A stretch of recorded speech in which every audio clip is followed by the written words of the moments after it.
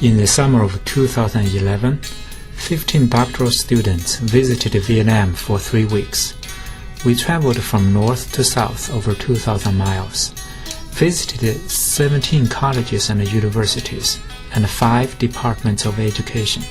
We met faculty and students, listened to their stories of Vietnamese higher education reform, in which a major component is about internationalization. We also visited several beautiful cities. Following is our story from this study tour. We want to tell what we have experienced, learned, and enjoyed. From this video clip, we hope you get to know more about Vietnam, its beautiful land, delicious food, beautiful people, and spirit. Hi everyone, I want to share a few reflections as the Vietnam Study Tour Program leader of our 3-week trip to Vietnam.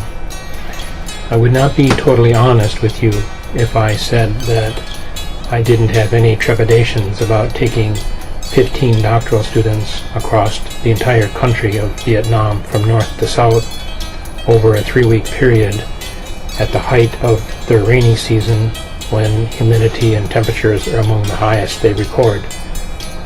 I also thought about the 2 really long bus trips that we would have to make, one from Da Nang to Nha Trang and another from Nha Trang to Can Tho, and I wondered if we would all make it intact. But my fears, as it turns out, were merely monsters under the bed. I know that the teacher is often the last to know about anything that goes on in the classroom, and there are probably stories waiting to be told, but still I thought overall the trip went really well, and I'm quite proud of our group. The cross-country approach was a great way to learn about the country as well as their educational systems.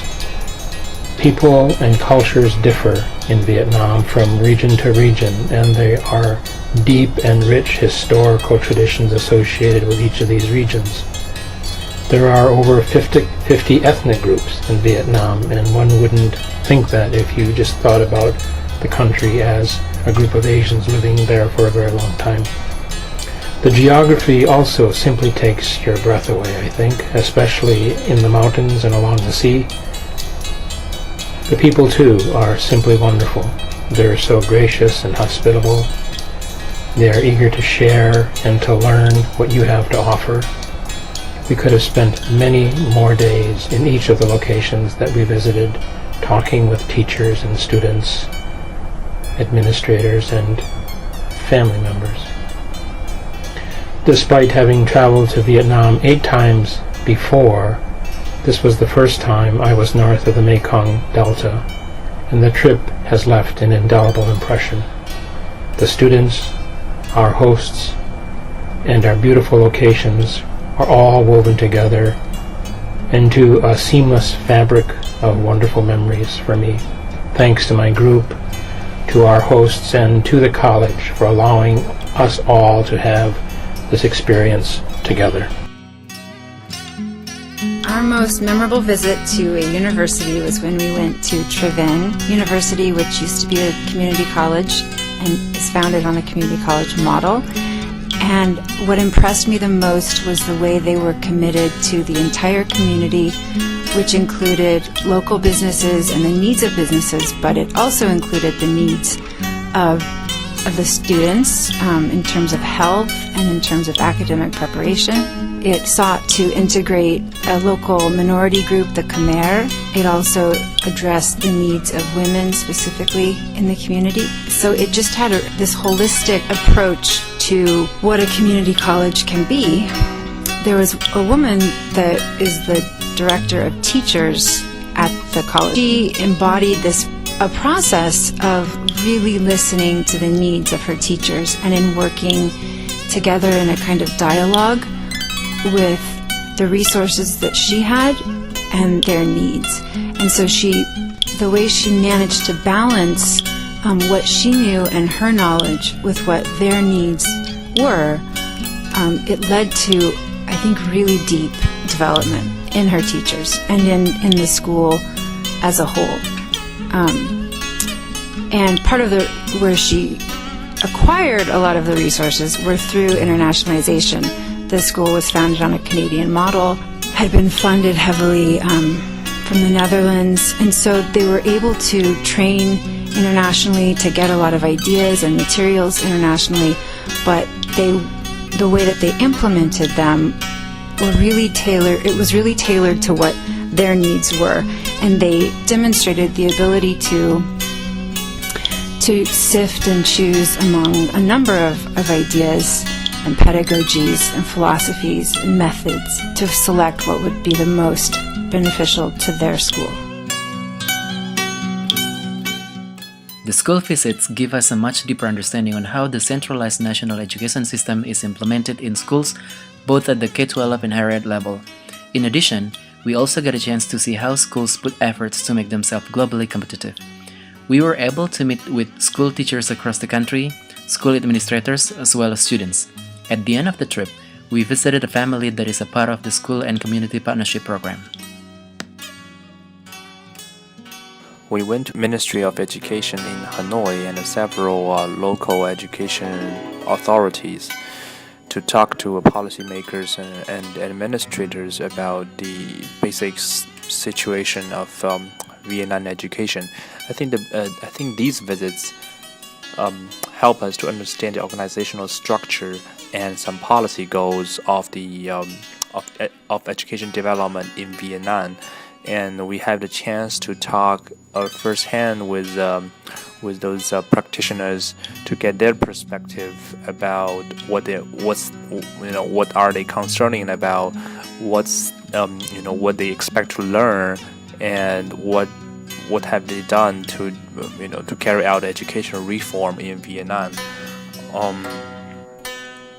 And they also provided us with a lot of statistics and educational digests to show us what has been the changes in the history of Vietnam education.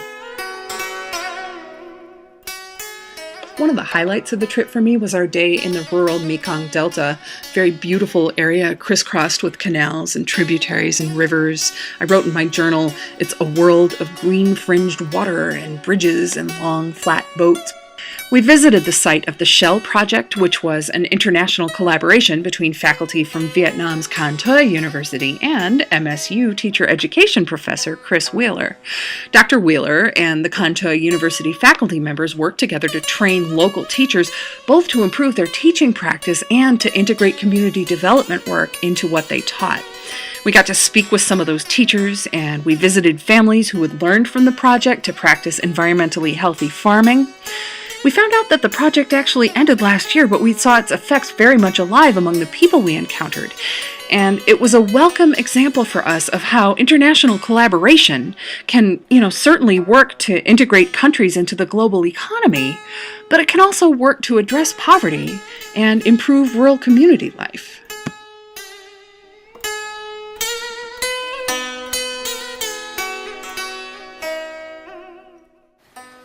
I truly love the experience of visiting Vietnam with 17 other people from College of Education, especially when a good group of those were from other countries other than the United States. It gave me the chance to not only experience Vietnamese culture, but also talk with other people from different cultural backgrounds about their perspectives and how it may be similar to what they grew up with or how it was different. A couple of the group activities that really stood out to me was interacting with current students in the Hue Foreign Language University program and really getting to talk about their experiences in the college and the university and their future hopes and dreams of visiting the United States.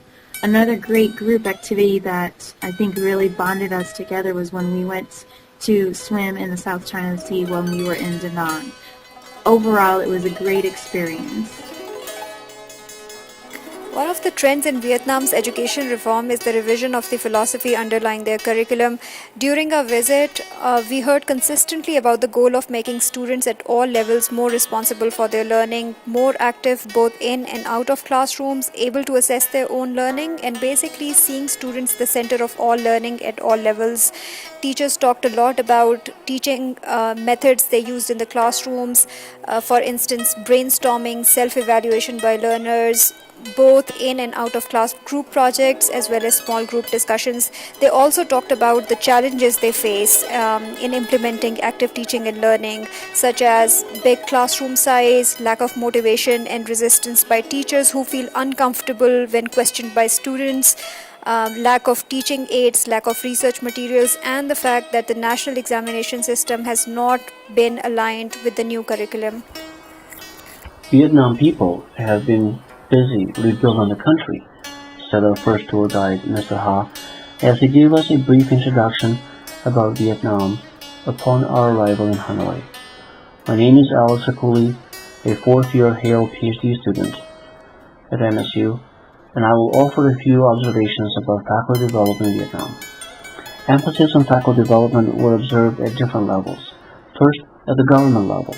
The Ministry of Education and Training, or MOET for short, is trying to build capacity and raise quality of teaching and learning through faculty development. One of MOET's goals is to have 20,000 PhD graduates by 2015, 10,000 of them to be trained abroad and the other trained in Vietnam.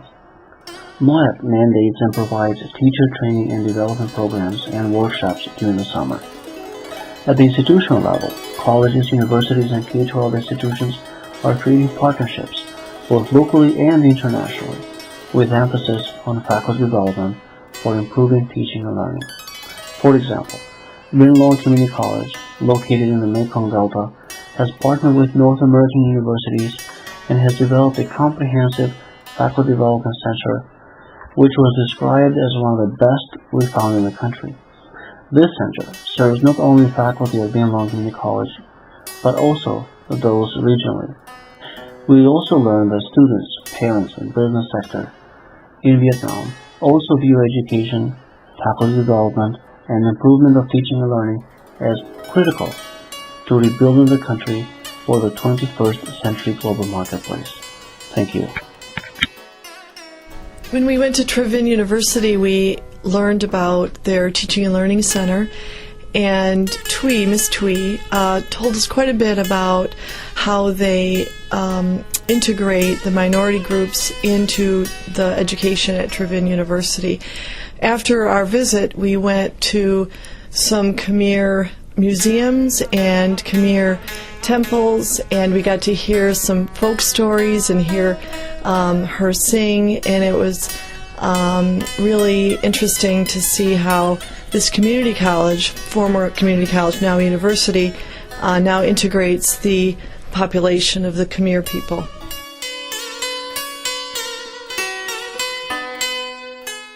One of the themes that we focused on during the trip was the ways in which efforts of internationalization of education, particularly higher education, was interpreted, implemented, and communicated. We concluded that the goals for internationalization in education, among others, are to achieve a certain level of prestige in the international arena, as well as they were a testament to the institutions and Vietnam's effort to integrate themselves into the world market economy. An underlying goal of internationalization of education is also to build institutional capacity.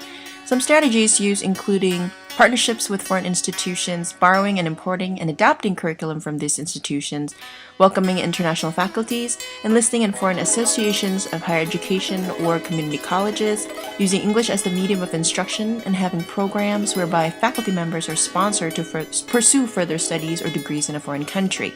Interesting conversations among us revolved around understanding how Vietnam educators negotiate their local and national identities in the face of their efforts of pursuing internationalization of education. Làn gió ru đã về xôn xao đất trời, từng áng mây trắng bồng bềnh trôi theo gió. Trời ru trong xanh khiến lòng ta mong nhớ, mùa thu phương Nam sáng bầu trời Việt Nam.